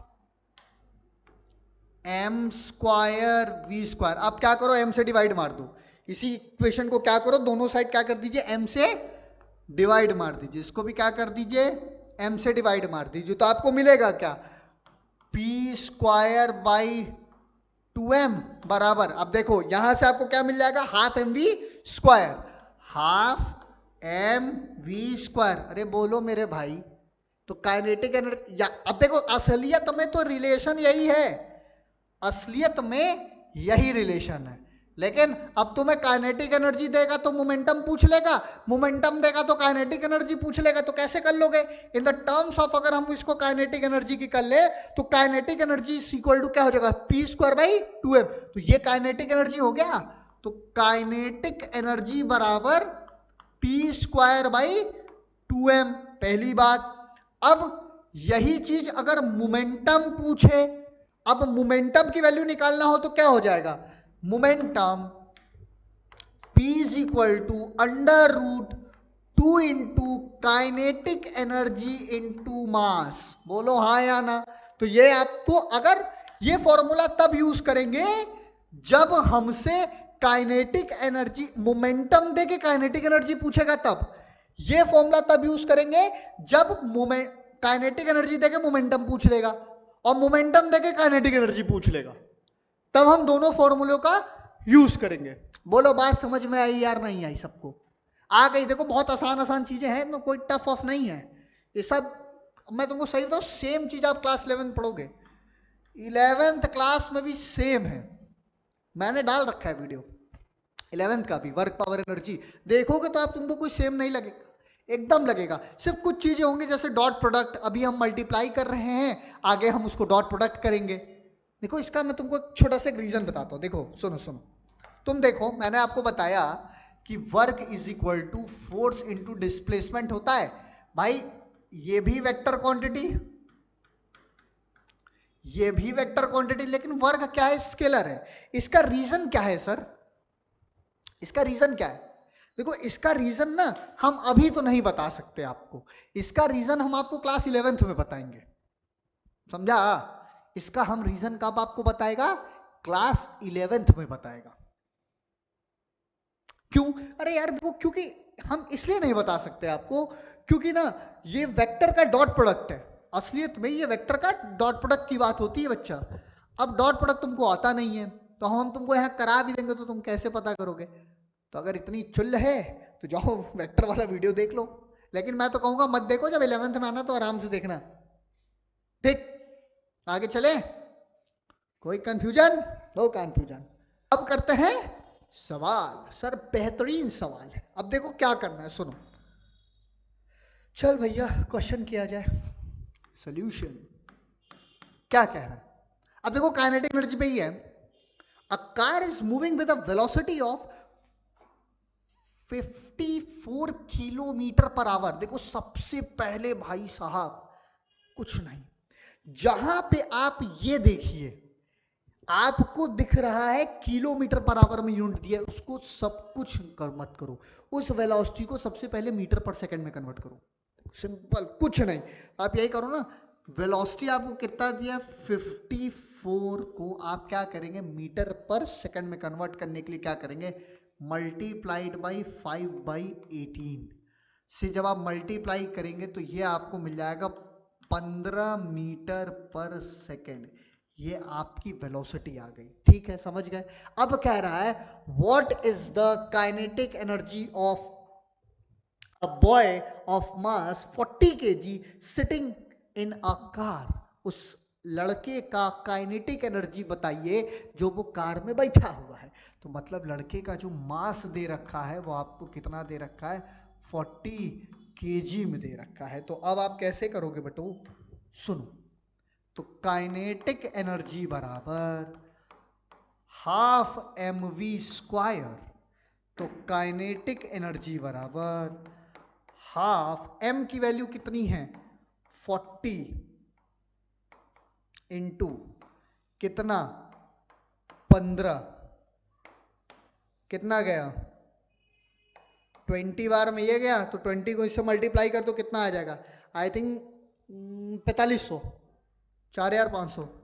तो काइनेटिक एनर्जी की वैल्यू आ गई आपकी 4500 जूल। यही ना आएगी भाई, पक्का?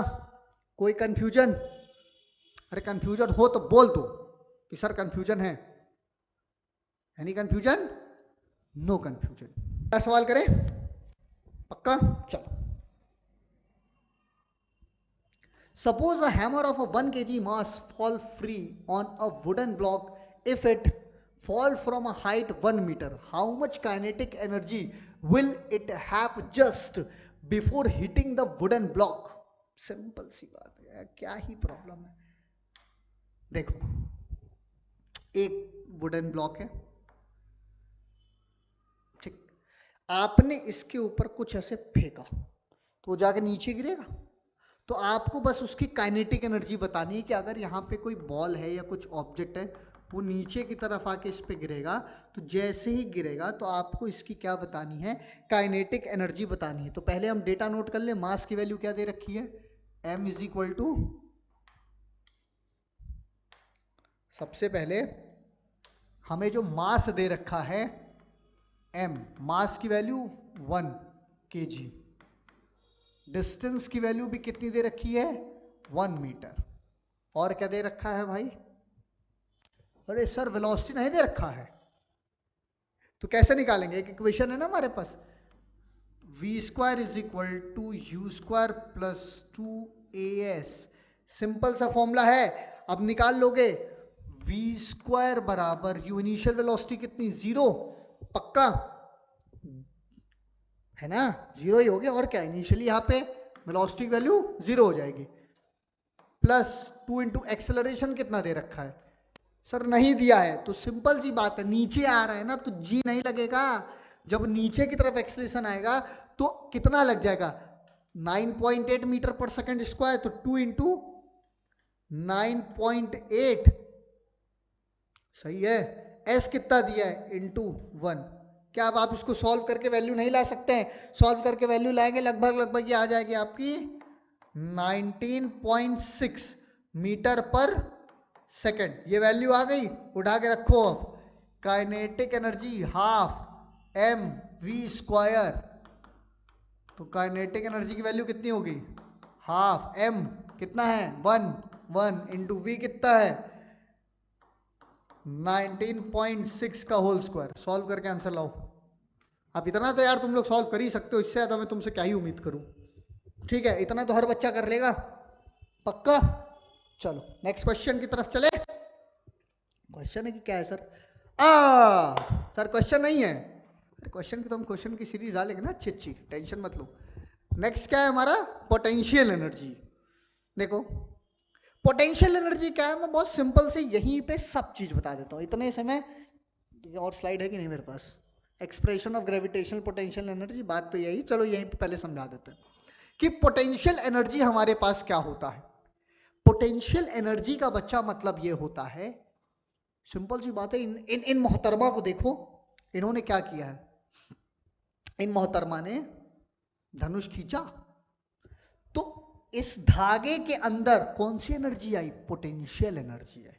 और जब ये छोड़ेंगे तो ये काइनेटिक एनर्जी इसको दे देगा ताकि तीर आगे की तरफ जाना शुरू हो जाए। तो काइनेटिक एनर्जी क्या है, the energy possessed by the body due to its position change in shape is called potential energy. ऐसी एनर्जी को हम क्या कहते हैं, जो पोजीशन को चेंज कर दे, this energy is called potential energy. बात समझ में आई, कोई दिक्कत सर, नो दिक्कत। चले आगे, छोटी छोटी बात, ये वही वाली बात है, निगेटिव नहीं होता पॉजिटिव ही होता है काइनेटिक एनर्जी। अब आते हैं इसके एक्सप्रेशन के ऊपर, सुनो। एक्सप्रेशन का देखो सीधा सा मतलब है कि अगर आपने, सपोज करो आपके पास कोई ऑब्जेक्ट है, उसको आपने यहां जमीन में फेंकना है, ठीक, ये बेचारा कुछ टावर जिसकी हाइट मान लें हम h है, ये हमारा कोई, अच्छा रुको,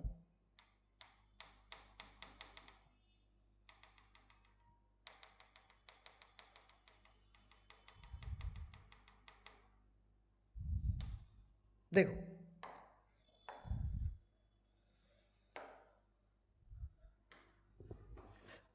सपोज करो ये हमारा कोई टावर है,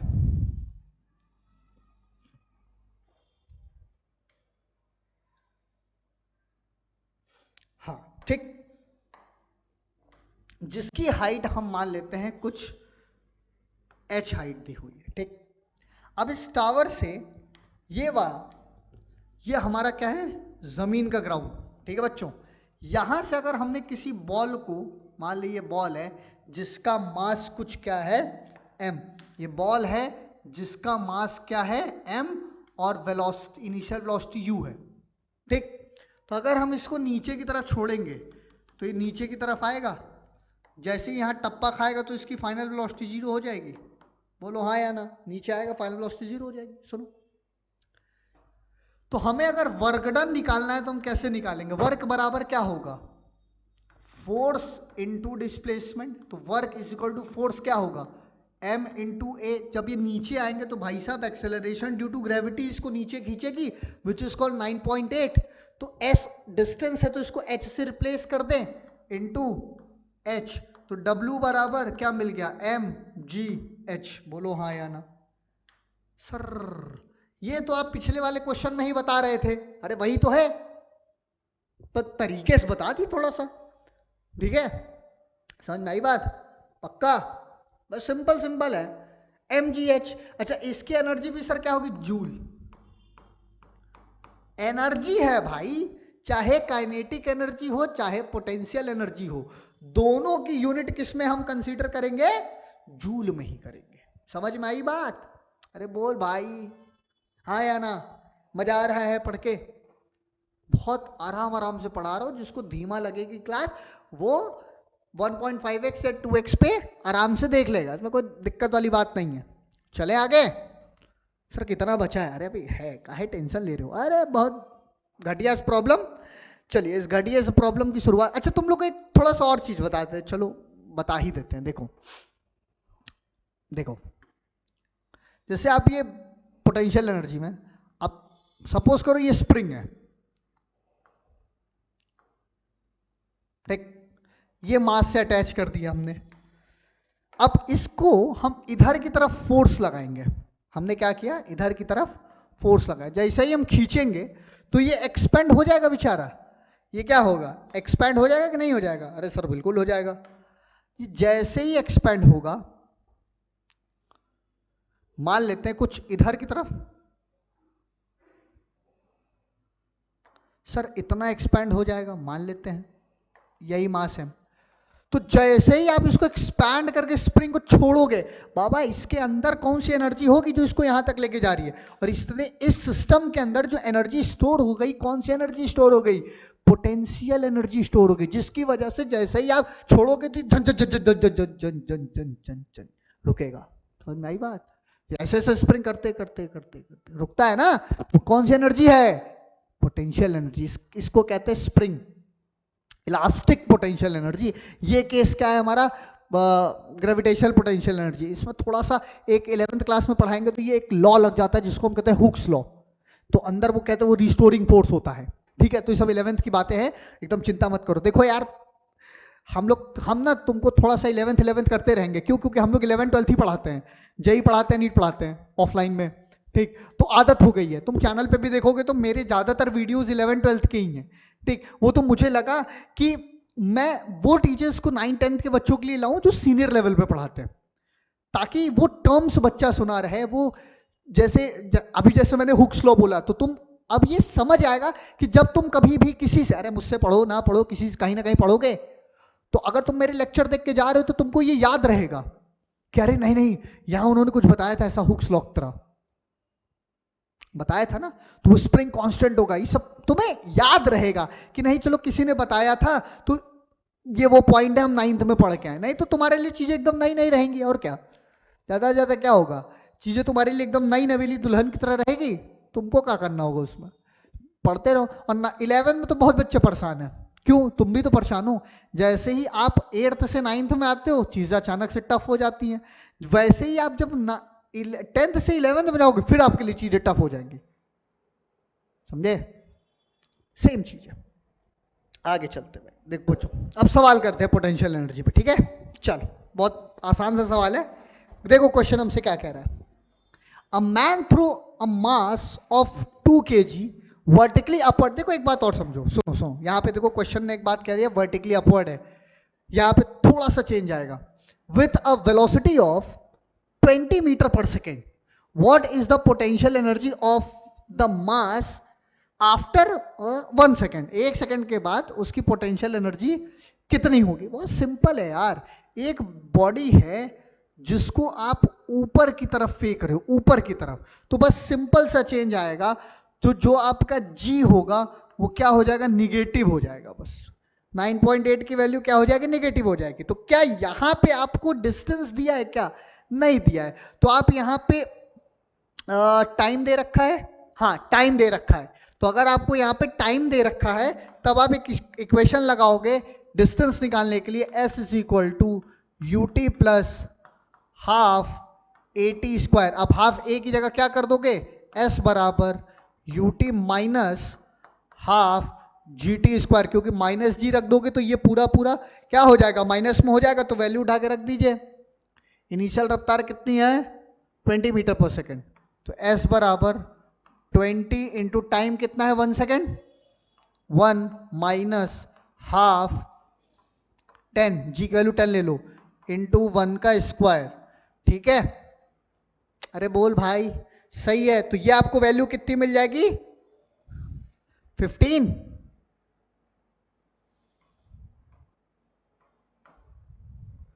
हाँ 15, 20, ये कितना हो गया, 20 माइनस 5, तो s बराबर आपको मिल गया 15 मीटर। अब जब आपको s की वैल्यू मिल गई तो उठा के वर्कडन में रख दीजिए, work is equal to M G h. तो m कितना है आपके पास, 2 kg, वर्क बराबर m 2 इंटू 10 इंटू h कितना आया, 15। सॉल्व कर लेना, you will get your answer. सही है, 2 इंटू, पक्का इतना ही जूल आंसर आएगा बच्चों, नोट कर लेना बहुत अच्छे तरीके से। समझ में आई बात? एनी समस्या? नो समस्या। चलो आगे चलते हैं। अब आता है law of conservation of energy. देखो law of conservation of energy हमसे क्या कहता है, सिंपल सी बात है यार, ये वही बात है जो मैं कह दिया। Law of conservation of energy हमसे कहता है कि energy neither create not destroy, it can be converted from one two another. मतलब एक एनर्जी के फॉर्म से दूसरे एनर्जी के फॉर्म में वो क्या चला हो जाता है, कन्वर्ट हो जाता है। ठीक है, एक एनर्जी के फॉर्म से वो क्या होता है, दूसरे एनर्जी के फॉर्म में कन्वर्ट हो जाता है। जैसे सिंपल सी बात है भैया, पेट्रोल हमारा केमिकल एनर्जी है। सर बिल्कुल है, पेट्रोल हमारा केमिकल एनर्जी है। केमिकल एनर्जी क्या किया, गाड़ी में पेट्रोल भराया और इसी ईंधन की वजह से इसी पेट्रोल केमिकल एनर्जी कन्वर्ट किस में हो गया, मैकेनिकल एनर्जी में। तो भाई ये गाड़ी क्या करेगी, sum of kinetic energy plus potential energy की मदद से चलेगी। अरे बोलो हाँ ना।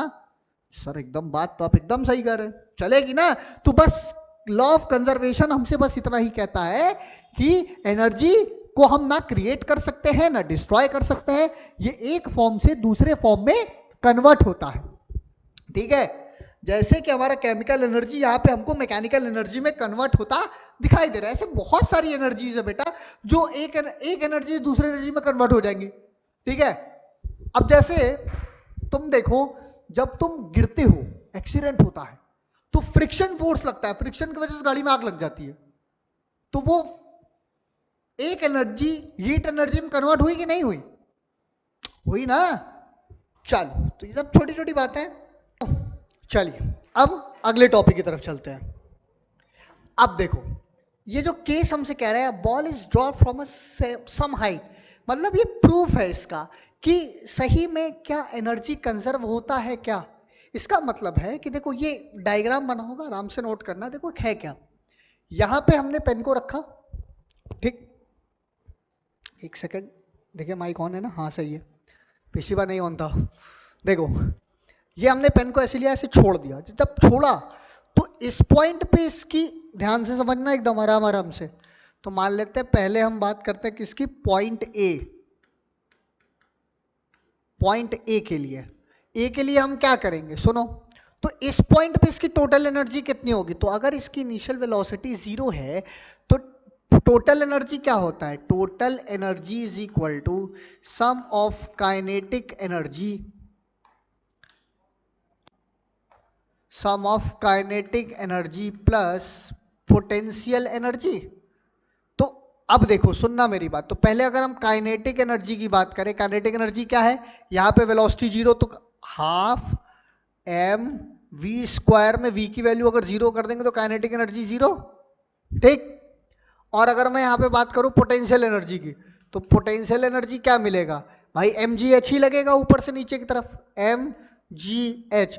तो यहां पे हमारा जो टोटल एनर्जी होगा पॉइंट ए पे, वो कितना होगा, एम जी एच के ही तो बराबर होगा। हमारा जो टोटल एनर्जी आएगा वो किसके बराबर होगा, एम जी एच के बराबर ही होगा। तो देखो, ये बताना है कि यहां पे भी पॉइंट ए पे भी एम जी एच के बराबर होगा, पॉइंट बी पे भी एम जी एच के बराबर होगा, पॉइंट सी पे भी। सर पॉइंट सी पे भी तो होगा सर, अरे बिल्कुल सही बात कर रहे हो यार तुम लोग। तो अगर हम पॉइंट सी की बात करें, पॉइंट सी की, रुको,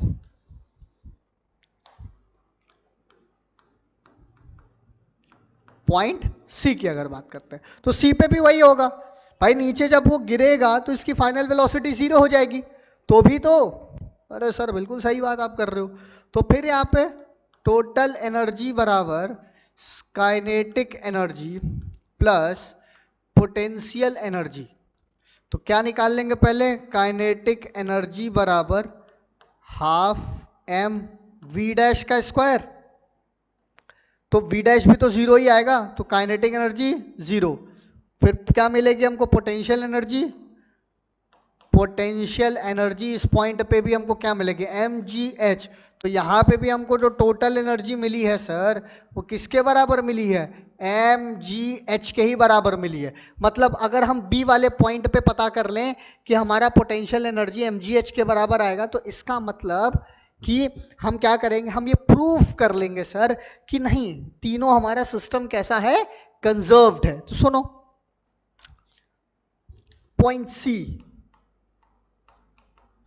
पॉइंट बी के लिए ना, सी के लिए तो कर चुके हैं। तो देखो, पहले हम इसकी कौन सी एनर्जी निकालेंगे, काइनेटिक एनर्जी निकालते हैं। तो काइनेटिक एनर्जी पता होने के लिए हमें इस पॉइंट की वेलोसिटी भी तो नहीं पता है, बी पॉइंट पे वेलोसिटी क्या है, तो पहले वेलोसिटी निकाल लें।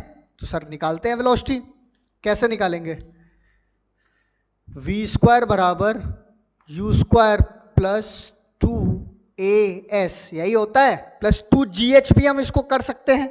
अच्छा डिस्टेंस कौन सी लेंगे, एक्स वाली ले लेंगे। यहां पे डिस्टेंस क्या लेंगे, एक्स ले लेंगे, ये वाली दूरी, क्योंकि ए से बी पे आ रहा है। ए की जगह हम क्या रख लेंगे, जी रख लेंगे। तो वी स्क्वायर बराबर कितना हो गया, 2G, एक्स की वैल्यू आई तो पूरे पूरे वी स्क्वायर की वैल्यू कितनी आ गई, 2GX। तो हाफ एम वी स्क्वायर की जगह हम ये रख सकते हैं 2GX। तो काइनेटिक एनर्जी क्या होगा, हाफ एम वी स्क्वायर। तो अगर मैं यहां करूं तो काइनेटिक एनर्जी बराबर half m v square, v square की ही तो वैल्यू है ये, तो रख लो हाफ एम वी स्क्वायर की जगह क्या रख देंगे, 2GX। बोलो ये हमारी काइनेटिक एनर्जी आई। अरे भाई पता ना कितनी आ गई, अगर हम देख लें तो m से m गया, mgx, mgx मिलेगा हमें, यहां क्या मिल जाएगा भाई, mgx के बराबर मिलेगा हाफ एम वी स्क्वायर, कोई दिक्कत। अब अगर यहां पे हम पोटेंशियल एनर्जी निकालेंगे तो पोटेंशियल एनर्जी क्या हो जाएगी, जो डिस्टेंस लेंगे ये h माइनस एक्स वाली ले लेंगे। जो पोटेंशियल एनर्जी लेंगे वो कौन सी लेंगे, h माइनस एक्स वाली दूरी लेंगे। तो mg यहां ले लेंगे mg h माइनस एक्स। तो टोटल एनर्जी निकालने के लिए, टोटल एनर्जी जब आप काइनेटिक एनर्जी की वैल्यू रख रहे हैं 2G, काइनेटिक एनर्जी में आप पूरी वैल्यू क्या रखेंगे, mgx प्लस, इसको रख लेंगे mgx plus mgh minus x. तो यहां पे भी तो आपको वैल्यू क्या ही मिल जाएगी सर, mgh ही तो मिलेगी। तो हैंस प्रूफ पॉइंट ए हो चाहे बी हो चाहे सी हो, तीनों पॉइंट पे आपको एनर्जी जो मिल रही है वो mgh और mgh ही मिली। इसका मतलब सिस्टम जो है हमारा वो क्या है, कंजर्व्ड है। आई बात समझ में, इसको अच्छे से नोट कर लो, फिर आगे चलते हैं। चलो अगला टॉपिक देखो, अगला वर्क एनर्जी थ्योरम है, बहुत ही बढ़िया और निहायत ही आसान टॉपिक है बेटा वर्क एनर्जी थ्योरम। तो वर्क एनर्जी थ्योरम हमसे क्या कहता है, समझना बहुत आसान बात है। देखो वर्क एनर्जी थ्योरम हमसे कहता है कि इस संसार में हम जितना भी चेंज इन काइनेटिक एनर्जी करते हैं, इस पूरे यूनिवर्स में हम जो भी काइनेटिक एनर्जी का चेंज करते हैं वो वर्क डन के फॉर्म में हमारे बॉडी में स्टोर होता है। सर मतलब जरा रिलेशन से समझाओ, तो इसका कहने का मतलब है कि work done is equal to change in kinetic energy. क्या कहता है, वर्क डन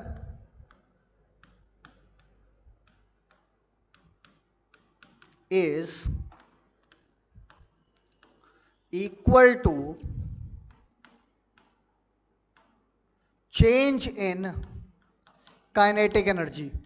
अब काइनेटिक एनर्जी का चेंज क्या होता है बेटा, ध्यान से समझना सभी लोग, क्या होता है, work is equal to half m v square minus half m u square. इसी को आप कैसे लिख सकते हो, work is equal to half m v square minus u square. यही है आपका बच्चे वर्क एनर्जी थ्योरम। इसी को कहते हैं चेंज इन एनर्जी होना वर्क डन के फॉर्म में।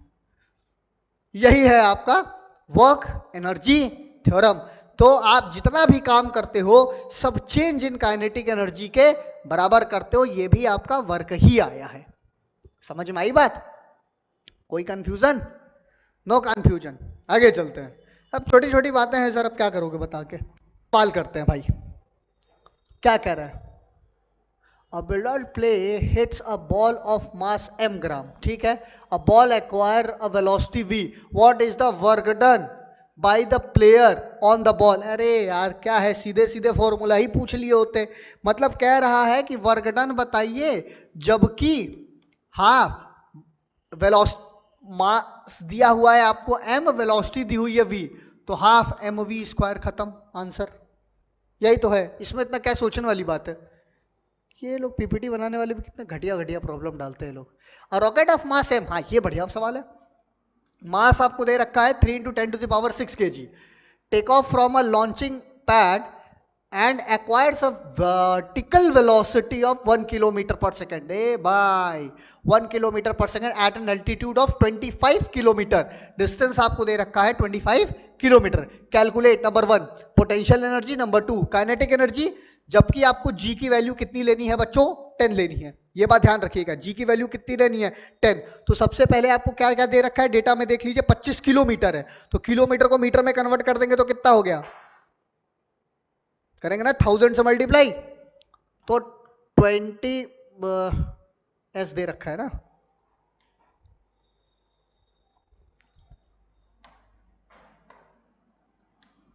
देखो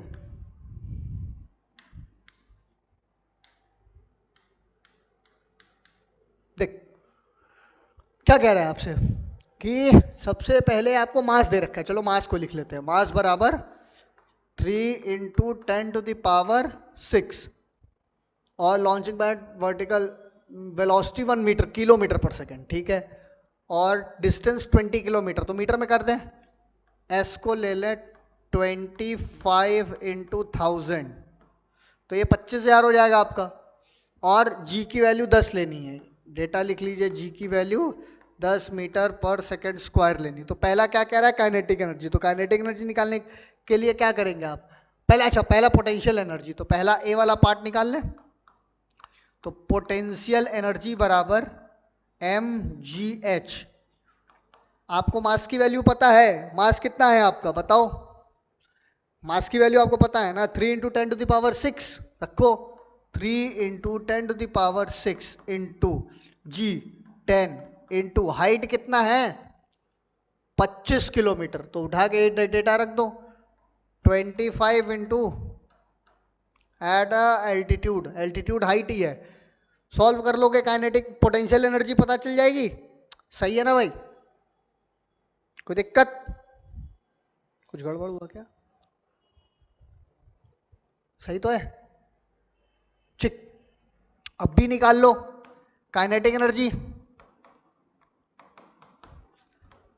हाफ mv², हाफ मास की वैल्यू कितनी 3 × 10⁻6 इंटू वेलोसिटी कितनी 1 किलोमीटर पर सेकेंड। तो किलोमीटर पर सेकेंड का मतलब कितना हो गया, किलोमीटर पर सेकेंड 1000 का स्क्वायर, रख के सॉल्व कर दो आंसर आ जाएगा, ठीक है। चलो आगे चलते हैं।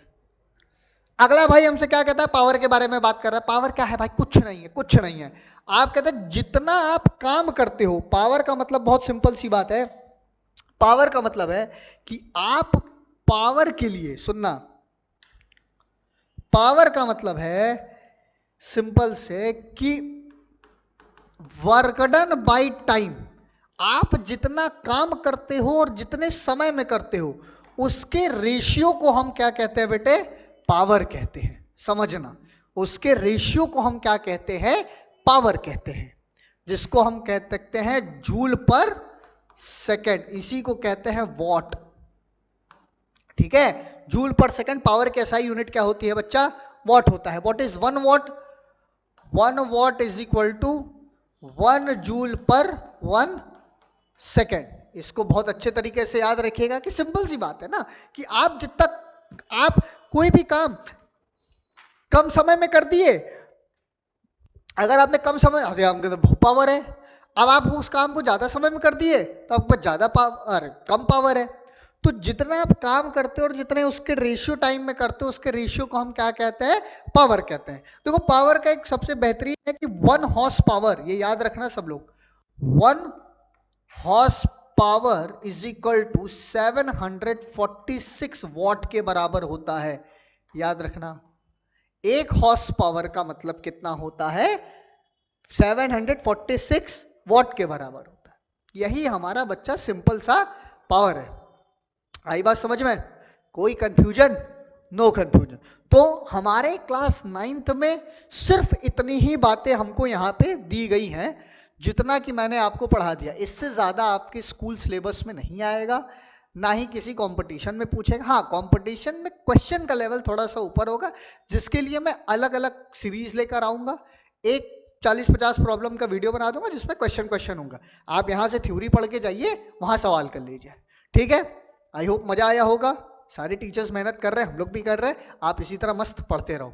ठीक, समझ में आ गया? चलो तब तक के लिए ओके बाय।